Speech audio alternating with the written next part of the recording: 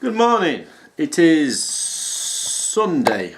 Oh, if tripod slipping down. I've got the computer open to show you something a bit. Trying to spray the legs out, it's beginning to fall a bit. It is Sunday, the 11th of February. It's about 7:30 in the morning. What a week we've had. What a week we've had. Zoom in a bit. Interesting week. I think I said to you last week I was having my first session. Don't like that. Zoom out a bit. My first session with this talk therapy. Spoke to a nice lady on Tuesday. Supposed to last about 3/4 of an hour. Lasts about an hour and 10 minutes. And basically going through this questionnaire that I showed you before. Talking about different subjects and different things that have happened in the past. I did have to explain to her what had gone off at work, which I'm not going to discuss on here, but it's something that upset me. And she was a bit concerned that I gave a couple high readings, but I said that's more work related or because I'm still feeling under stress and stuff. That's why they are particularly high on them questions. I think the one was, let me have a look at my sheet, get the facts straight. One was feeling afraid of something awful might happen, and work related. On that scale 1 to 8, I scored 7 on that, which is between markedly and very severe, and the awful rating was 3 nearly every day. She asked me how I would normally score it. I said probably lower. I says, but at the moment that's it is. She says you are mild to moderately depression, moderate to severe anxiety and stress. And thinking about it, yeah. We talked about past incidences. I've talked about them on YouTube. My mother dying, my father dying, Eric dying. She says, you've had a bit of a rough time before you were sort of 25. I went, yeah. Asked how I felt about it, how I've coped, and if I have flashbacks and nightmares. And I went, well, sometimes I have nightmares, but it isn't about them incidences, it's about what's going off now. So she says, so you're quite resolved over these things. I went, to be honest, yes. Anyway, it comes down to two sorts of treatment. One's is basically resolutions over past incidences. She says, besides the one that you're dealing with at the moment, she says, basically, I think you've resolved these. You mentally resolved them. I went, well, yeah. Says what we need to do is what we call CBT, cognitive behavioural therapy. In other words, looking at the present and the future. Basically, why I'm feeling like this now, looking at some of the past incidences and trying to identify the triggers and putting in place some coping strategies. I went, well, yeah, really, you know, it's how to process these feelings and how to go forward with them. As I described them, I get into a slump. She says, so you hit rock bottom? I says, no, I don't actually hit rock bottom. I says, to me, rock bottom is suicidal thoughts, harming thoughts or something like that. I've never hit rock bottom. Says, yeah, but you've got pretty low. And I went, yeah. And she says, and they're getting more frequent. And I went, yeah. So she says, right, we need to put in place some coping strategies and stuff like that. So I've got my first appointment on the 27th of February. And I had a choice of seeing somebody in person or telephone. So I said, well, this has worked over the telephone. I don't mind doing it over the telephone.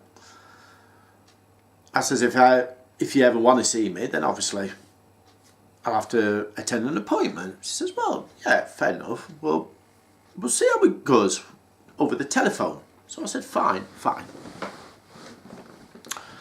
So, first appointment on 27th of February. 1:45 p.m, same as last time. And we'll see how it goes from there. But they've sent me a guide through of the sort of subjects they deal with. That's why I got the computer open. So, if I turn this round and zoom in. So it's things like understanding your difficulties. There's my cursor, there it is. Relaxation and breathing techniques. Sleep. That's going to be an interesting one to discuss because obviously working nights. Increasing activities. Challenging negative thoughts and worries. Mindfulness. Confronting phobias. The only real phobia I've got, spiders don't bother me, insects don't bother me, is really heights. Problem solving. I think that's it. So I can close the computer now. Just wanted to show you them. And it's writing, so I'll take it back out. So yeah, I think it says it's like an 8 session course, not 8 week because it's every fortnight. An 8 session course. It could go longer if they think it will do. But she actually said, actually talking to you on the phone, I don't think we'll have to extend it. So I said, fine. Talked about tablets. Do I need to go? She says, well, it's up to you. Are they helping? I says, they're helping with the sleep. Says, how about mood-wise? I says, well, I haven't felt myself get any worse, but I haven't felt myself get any better. And she says, sometimes they do take sort of 2 or 3 weeks before you start seeing any benefit from them. So I don't know yet. I don't know. She says, if it comes worse, leave them for a week, and if you find you can't cope without them, you know, your sleep becomes erratic, ask for some more. Fine. So I did that, and this week's been, it's better than last week. If you remember, I said last week I was very don't want to go into work. It's been better this week. The only exception was on Thursday because I had a meeting with the departmental manager. Basically talked how things have gone, how I feel, how I want to proceed in my job. He was a bit disappointed with how I feel and what resolutions I can come to, but he understands. So what's said and how it's played out is a different thing. I hope it plays out fine. So that's an update on where we are.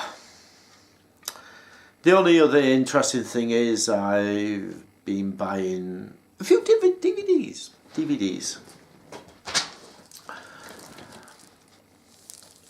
3 gay themed and 1 crime thing. talk about the gay ones first. BBC film Man in an Orange Suit. I never actually saw this shirt. Man in an orange shirt. Never actually saw this. It's been going to be quite interesting. It's set. It says compelling drama from the makers of Broadchurch and Appletree Yard explores the forbidden wartime love, vividly contrasting with the present day romance, nearly derailed by consequences of the 1940s tale, which it is intertwined. Basically, it's the modern story. Their relative, one of the guy's relatives, was jilted by, from what I can gather, by the previous story set in the 1940s. I think it's a 2-part documentary. The big name in it is Vanessa Redgrave, stars in it. So it's going to be quite interesting, that one.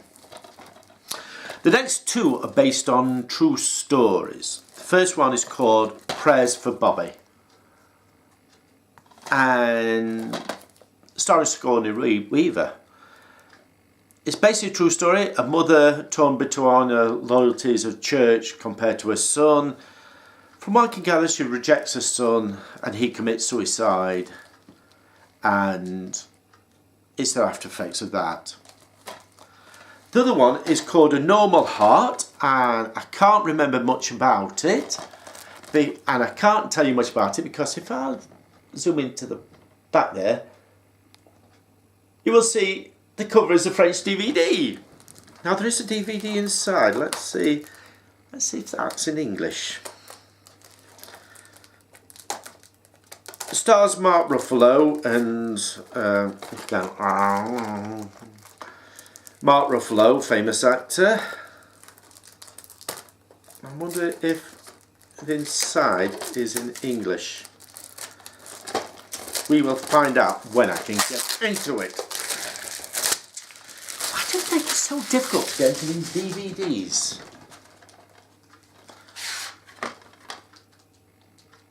No, it's French inside as well. It's been sold as Region 2, so it will be in English, so I'll have to do a review of that afterwards. A Normal Heart. The other one is a classic crime drama. Where is it? Set in the 1960s, in the Deep South, a murder has occurred.